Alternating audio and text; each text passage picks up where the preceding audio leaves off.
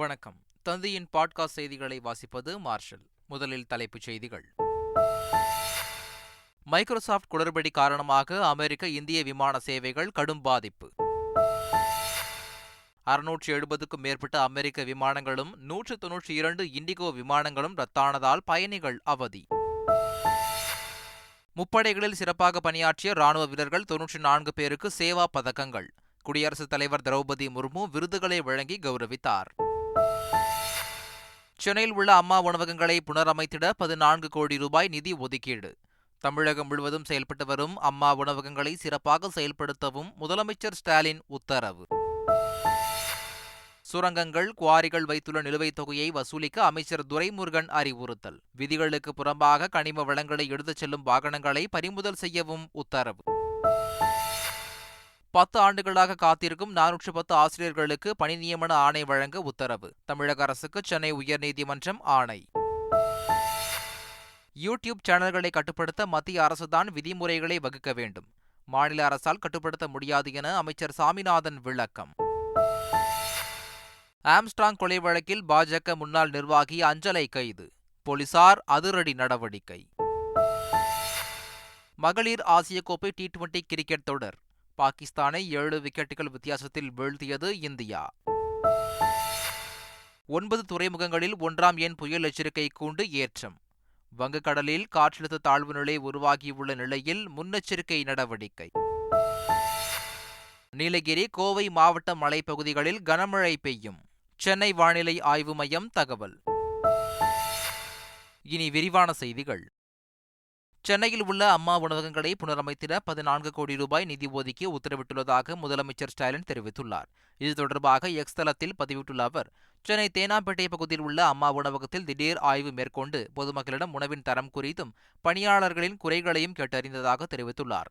கடந்த 3 ஆண்டுகளில் 450 கோடி ரூபாய்க்கு மேல் செலவிட்டு நாளொன்றுக்கு 1 லட்சத்துக்கும் அதிகமானோரின் பசியாற்றும் நடவடிக்கைகளை அரசு மேற்கொண்டிருப்பதாகவும் அவர் தெரிவித்துள்ளார். மேலும் சென்னையில் உள்ள அம்மா உணவகங்களுக்கு 7 கோடி ரூபாய் மதிப்பில் புதிதாக பாத்திரங்கள் மற்றும் சமையல் கருவிகள் வாங்கவும், அம்மா உணவகங்களை புனரமைத்திட 14 கோடி ரூபாய் ஒதுக்கவும் உத்தரவிட்டுள்ளதாக முதலமைச்சர் ஸ்டாலின் பதிவிட்டுள்ளார். 3 ஆண்டு கால திராவிட மாடல் ஆட்சியின் மூலம் தமிழ்நாடு முதன்மை மாநிலமாக விளங்குவதாக அமைச்சர் உதயநிதி ஸ்டாலின் தெரிவித்துள்ளார். அவர் விடுத்துள்ள அறிக்கையில், கல்வி, தொழில், மருத்துவம், உள்கட்டமைப்பு ஆகியவற்றில் தமிழ்நாடு பெற்ற வளர்ச்சியை சீர்குலைக்க வேண்டும் என மக்களுக்கு சாதி மத வெறியூட்டி அரசியல் ஆதாயம் தேட பாசிச சக்திகள் காத்திருப்பதாக தெரிவித்துள்ளார். இன்னொரு புறம் திராவிட மாடல் ஆட்சியின் மீது அவதூறுகளை பரப்பி திமுகவை வீழ்த்த முடியும் என்று நினைப்போரும் காத்திருப்பதாக குறிப்பிட்டுள்ளார். விதிகளுக்கு புறம்பாக கனிம வளங்களை எடுத்துச் செல்லும் வாகனங்களை கைப்பற்றி நடவடிக்கை எடுக்க அமைச்சர் துரைமுருகன் உத்தரவிட்டுள்ளார். நீர்வளத்துறை அமைச்சர் துரைமுருகன் தலைமையில் புவியியல் மற்றும் சுரங்கத்துறையின் செயல்பாடுகள் மற்றும் அதன் முன்னேற்றம் குறித்து ஆய்வுக்கூட்டம் தலைமைச் செயலகத்தில் நடைபெற்றது. கூட்டத்தில் சுரங்கங்கள் மற்றும் குவாரிகள் வைத்துள்ள நிலுவைத் தொகையினை வசூல் செய்ய வேண்டுமென்றும், விதிமீறல்களை ஆய்வு செய்து அபராதம் விதிப்பது உள்ளிட்ட நடவடிக்கைகளை மேற்கொள்ள உத்தரவிட்டார். மேலும் அண்டை மாநிலங்களுக்கு விதிகளுக்கு புறம்பாக கனிம வளங்களை எடுத்துச் செல்லும் வாகனங்களை கைப்பற்றி நடவடிக்கை மேற்கொள்ள வேண்டுமென்றும் அவர் அறிவுறுத்தினார். யூடியூப் சேனல்களை கட்டுப்படுத்த மத்திய அரசுதான் விதிமுறைகளை வகுக்க வேண்டுமென தமிழ் வளர்ச்சி மற்றும் செய்தித்துறை அமைச்சர் சாமிநாதன் தெரிவித்துள்ளார். திருப்பூர் மாவட்டம் பல்லடத்தில் செய்தியாளர்களை சந்தித்த அவர், யூடியூப் சேனல்களை மாநில அரசால் கட்டுப்படுத்த முடியாது என்றும், மாநில அரசு அச்சு ஊடகங்களுக்கு மட்டுமே விதிமுறை வகுத்துள்ளதாகவும் அமைச்சர் சாமிநாதன் கூறியுள்ளார். மாணவர்களுக்கு தரமான உயர்கல்வி அளிக்கப்படுவதை தமிழக அரசு உறுதி செய்ய வேண்டும் என எதிர்க்கட்சித் தலைவர் எடப்பாடி பழனிசாமி தெரிவித்துள்ளார். இதுகுறித்து அவர் செய்த ட்வீட்டில், அரசு நிர்வகிக்கும் பல்கலைக்கழகங்களில் 13இல் 12 நிதி பற்றாக்குறையால் செயல்பட முடியாமல் திணறி வருவது கவலை அளிக்கிறது என்றும், இத்தகைய நிலையை ஏற்படுத்தியுள்ள தமிழக அரசுக்கு கண்டனத்தை தெரிவித்துக் கொள்கிறேன் எனவும் குறிப்பிட்டுள்ளார். மேலும் ஆளுநரை எதிர்க்கிறோம் என்ற பெயரில் மாணவர்கள் எதிர்காலத்தோடு விளையாடுவது வன்மையாக கண்டிக்கத்தக்கது என்றும் இபிஎஸ் தெரிவித்துள்ளார். கட்சி வளர வேண்டுமெனில் உள்ளாட்சியில் பிரதிநிதித்துவமும் மாநில ஆட்சியில் பங்கும் வேண்டுமென மக்களவை உறுப்பினர் கார்த்தி சிதம்பரம் பேசியுள்ளார். மின் உற்பத்தி அமைப்புகள் அனைத்தும் பழையது என குறிப்பிட்ட அவர், மின்சார பிரச்சினை குறித்து எந்த கட்சியும் விவாதிப்பதில்லை என்றும் கார்த்தி சிதம்பரம் கூறியுள்ளார். கரூர் நீதிமன்றத்தில் ஆஜர்படுத்தப்பட்ட முன்னாள் அமைச்சர் எம்.ஆர். விஜயபாஸ்கருக்கு வரும் 31ஆம் தேதி வரை நீதிமன்ற காவல் விதிக்கப்பட்டுள்ளது. சொத்து மோசடி வழக்கில் சிபிசிஐடி போலீசாரால் கைது செய்யப்பட்ட எம்.ஆர். விஜயபாஸ்கர் திருச்சி மத்திய சிறையில் அடைக்கப்பட்டார். ஏற்கனவே அவர் மீது பிரகாஷ் என்பவர் அளித்த புகாரின் பேரில் கொலை மிரட்டல், ஆள்கடத்தல் உள்ளிட்ட 6 பிரிவுகளின் கீழ் கரூர் மாவட்டம் வாங்கல் காவல் நிலைய போலீசார் வழக்கு பதிவு செய்திருந்தனர். இந்த வழக்கில் எம்.ஆர். விஜயபாஸ்கரை கைது செய்த போலீசார் கரூர் விரைவு நீதிமன்ற நீதிபதி மகேஷ் முன்பு ஆஜர்படுத்தினர். அவருக்கு வரும் 31ஆம் தேதி வரை நீதிமன்ற காவல் விதித்து நீதிபதி உத்தரவிட்டார். அதனைத் தொடர்ந்து எம்.ஆர். விஜயபாஸ்கர் மீண்டும் திருச்சி மத்திய சிறைக்கு அழைத்துச் செல்லப்பட்டார். 10 ஆண்டுகளாக காத்திருக்கும் 410 ஆசிரியர்களுக்கு தகுதி அடிப்படையில் பணி நியமனம் வழங்க வேண்டும் என தமிழக அரசுக்கு சென்னை உயர்நீதிமன்றம் உத்தரவிட்டுள்ளது. கடந்த 2014 முதல் 2017 வரை நடத்தப்பட்ட ஆசிரியர் தகுதி தேர்வுகளில் தகுதி பெற்று சான்றிதழ் சரிபார்ப்பு பணி முடிவடைந்து பணி நியமனத்துக்காக கடந்த 10 ஆண்டுகளாக காத்திருக்கும் 410 ஆசிரியர்களும் சென்னை உயர்நீதிமன்றத்தில் வழக்குகள் தாக்கல் செய்திருந்தனர். இந்த வழக்குகளை விசாரித்த உயர்நீதிமன்றம் தகுதி அடிப்படையில் 410 பேருக்கும் விரைந்து பணி நியமனம் வழங்க வேண்டும் என தமிழக அரசுக்கு உத்தரவிட்டது. அத்தோடு போட்டித் தேர்வு நடத்துவது என்று 2018ஆம் ஆண்டு எடுத்த முடிவை எதிர்வரும் காலத்தில் அமல்படுத்தியிருக்க வேண்டுமே தவிர அதற்காக முந்தைய காலத்தில் தொடங்கப்பட்ட தேர்வு நடைமுறையை கைவிட முடியாது என அறிவுறுத்தியுள்ளது.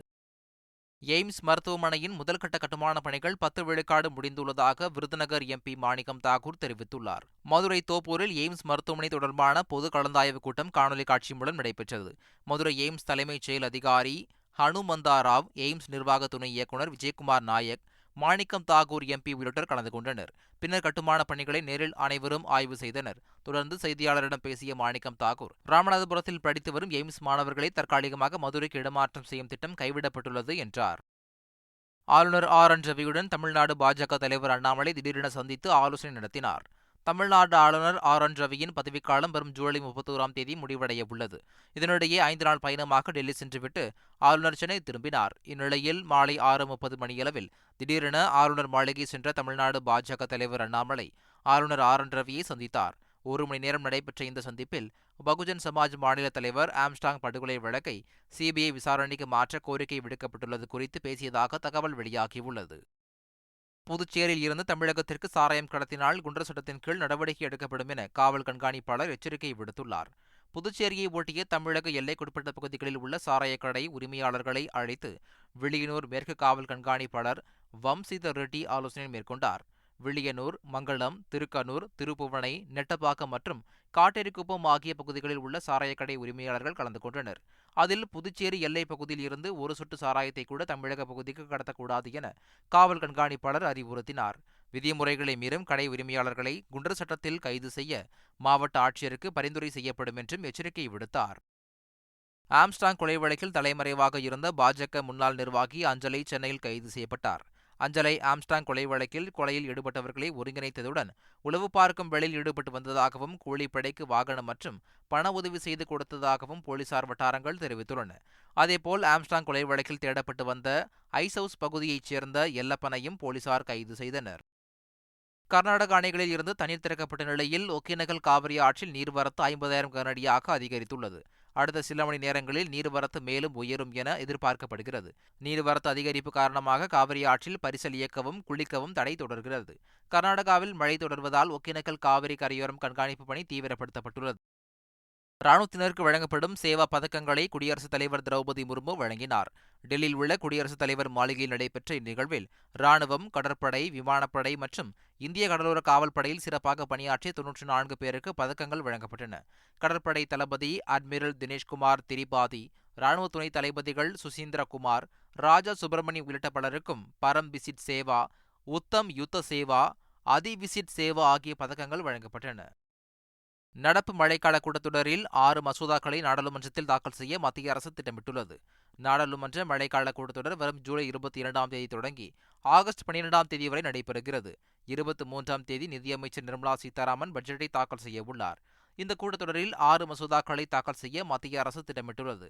சிவில் விமான போக்குவரத்து துறையில் எளிதாக வணிகம் செய்வதற்காக வழிவகை செய்யும் பொருட்டு 1934ஆம் ஆண்டு கொண்டுவரப்பட்ட விமான சட்டத்திற்கு பதிலாக பாரதிய வாயுவன் வித்தியக சட்டத்தை கொண்டுவர திட்டமிட்டுள்ளது.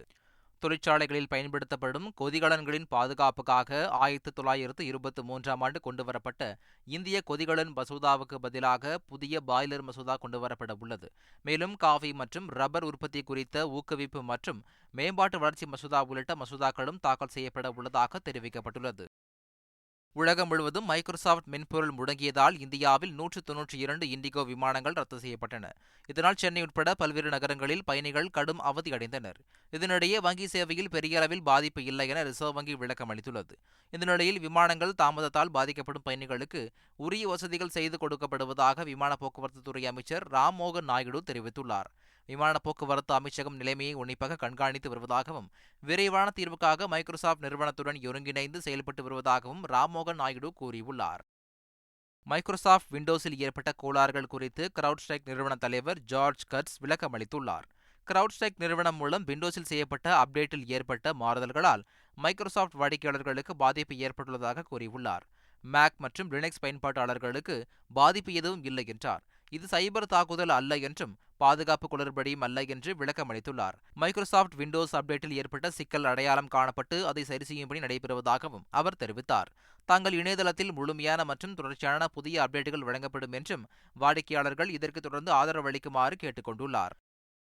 ராணுவ தளவாட தயாரிப்பில் ஈடுபட்டுள்ள முக்கிய நிறுவனமான லாக்ஹீடு மார்டினின் இந்தியாவில் தயாரிப்போம், உலகத்திற்காக தயாரிப்போம் என்ற உறுதிப்பாட்டிற்கு பிரதமர் நரேந்திர மோடி பாராட்டு தெரிவித்துள்ளார். லாக்ஹீடு மார்டின் நிறுவனத்தின் தலைமைச் செயல் அதிகாரி ஜிம் டேலெக் பிரதமர் மோடியை சந்தித்து பேசினார். இது தொடர்பாக எக்ஸ் தளத்தில் பிரதமர் அலுவலகம் இட்ட பதிவில், இந்தியா, அமெரிக்கா விண்வெளி மற்றும் பாதுகாப்பு தொழில் சார்ந்த ஒத்துழைப்பில் லாக்ஹீடு மார்டின் முக்கிய பங்குதாரராக உள்ளதாக கூறியுள்ளார்.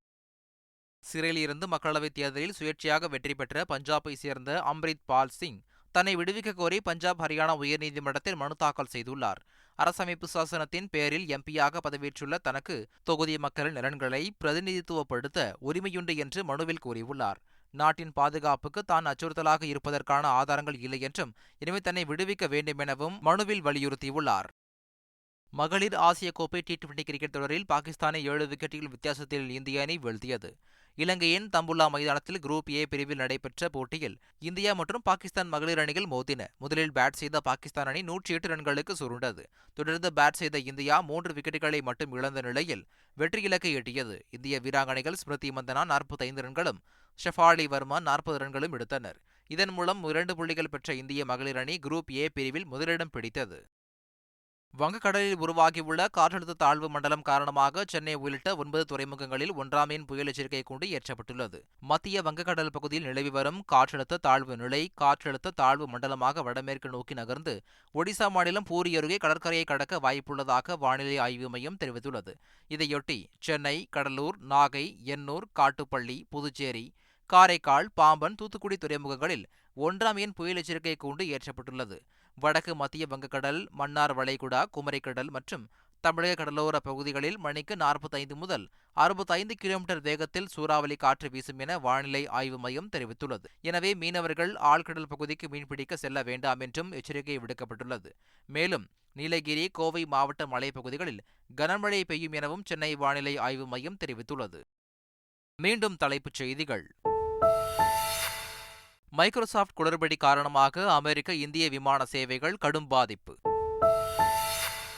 670க்கும் மேற்பட்ட அமெரிக்க விமானங்களும் 192 இண்டிகோ விமானங்களும் ரத்தானதால் பயணிகள் அவதி. முப்படைகளில் சிறப்பாக பணியாற்றிய ராணுவ வீரர்கள் 94 பேருக்கு சேவா பதக்கங்கள்.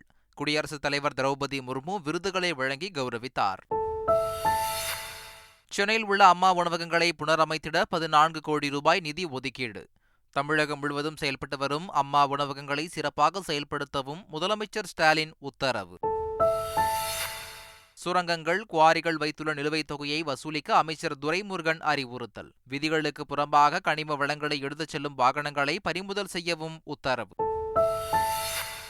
10 ஆண்டுகளாக காத்திருக்கும் 410 ஆசிரியர்களுக்கு பணி நியமன ஆணை வழங்க உத்தரவு. தமிழக அரசுக்கு சென்னை உயர்நீதிமன்றம் ஆணை. யூடியூப் சேனல்களை கட்டுப்படுத்த மத்திய அரசுதான் விதிமுறைகளை வகுக்க வேண்டும். மாநில அரசால் கட்டுப்படுத்த முடியாது என அமைச்சர் சாமிநாதன் விளக்கம். ஆம்ஸ்ட்ராங் கொலை வழக்கில் பாஜக முன்னாள் நிர்வாகி அஞ்சலை கைது. போலீசார் அதிரடி நடவடிக்கை. மகளிர் ஆசிய கோப்பை டி20 கிரிக்கெட் தொடர். பாகிஸ்தானை 7 விக்கெட்டுகள் வித்தியாசத்தில் வீழ்த்தியது இந்தியா. 9 துறைமுகங்களில் 1ஆம் எண் புயல் எச்சரிக்கை கூண்டு ஏற்றம். வங்கக்கடலில் காற்றழுத்த தாழ்வு நிலை உருவாகியுள்ள நிலையில் முன்னெச்சரிக்கை நடவடிக்கை. நீலகிரி, கோவை மாவட்ட மலைப்பகுதிகளில் கனமழை பெய்யும். சென்னை வானிலை ஆய்வு மையம் தகவல். இத்துடன் தந்தையின் பாட்காஸ்ட் செய்திகள் நிறைவு பெறுகின்றன. வணக்கம்.